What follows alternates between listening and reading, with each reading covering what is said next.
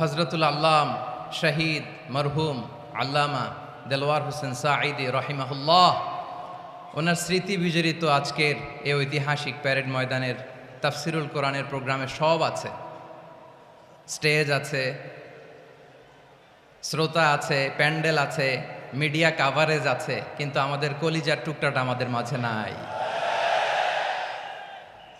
আজকের এই প্রোগ্রামে আলোচক হয়ে এই চেয়ারে আমি না বসে ওই শ্রোতাদের কাতারে বসে যদি আমাদের আল্লামার নুরানি চেহারার দিকে তাকিয়ে ওয়াজ শুনতে পারতাম, আমাদের হৃদয়টা ঠান্ডা হয়ে যেত,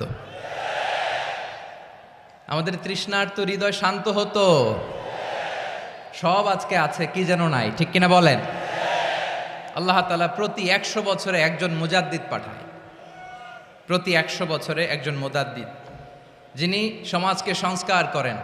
আল্লামা দেলওয়ার হোসেন সাঈদী রহিমাহুল্লাহ ছিলেন তেমন একজন মুজাদ্দিদ। চিৎকার করে বলেন ঠিক কিনা? উনি শিরক বিদআতের আস্তানাকে তছনছ করে দিয়েছেন, তাওহীদের বাণীকে সমুন্নত করেছেন, গণমানুষের কাছে তাফসিরুল কোরআনকে জনপ্রিয় করেছেন।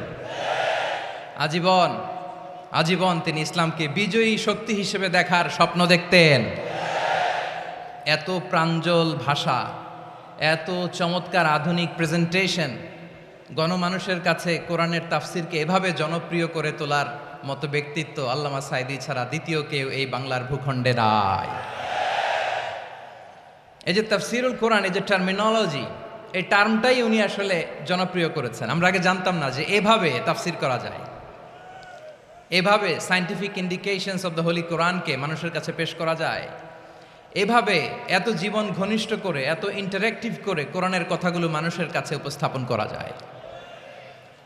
উনি অন্যায়ের বিরুদ্ধে সবসময় সোচ্চার ছিলেন, প্রতিবাদী কণ্ঠস্বর ছিলেন। ওনার আলোচনা শুনলে দেহের রক্ত টকবক করে ফুটতে থাকতো। আল্লাহু আকবার, আল্লাহু আকবার, আল্লাহু আকবার। He was a strong mouthpiece of Islamic revivalism. Islamic জাগরণের স্ট্রং মাউথপিস ছিলেন আল্লামা সাঈদী রাহিমাহুল্লাহ। অনেক দোয়া পেয়েছেন, আমরা পড়েছি, এমন জীবন তুমি করিবে গঠন, মরণে হাসিবে তুমি, কাঁদিবে ভুবন। গোটা বিশ্বকে তিনি কাঁদিয়েছেন। আল্লামা যখন ইন্তেকাল করলেন, আমি তখন মালয়েশিয়া থেকে যুক্তরাষ্ট্রে একটা কনফারেন্সে যোগ দিতে যাচ্ছি, কাতার এয়ারলাইন্সে। মালয়েশিয়া থেকে দোহাতে নামলাম। দোহায় যখন আমার ট্রানজিট, তখন শুনতে পেলাম যে আল্লামা বিদায় নিয়েছেন।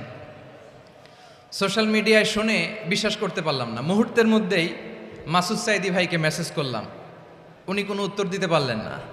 মাসুদ ভাইয়ের সাথে যখন কোলাকুলি করি, আমাদের শামীম ভাইয়ের সাথে যখন কোলাকুলি করি, মনে হচ্ছে আল্লামা সাঈদীর ঘ্রাণ পাই।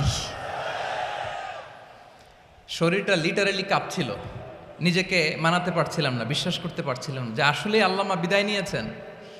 ইন দ্য মিন টাইম আমার সেকেন্ড ফ্লাইট দোহা টু নিউ ইয়র্ক, 12 ঘন্টার ফ্লাইটে উঠলাম।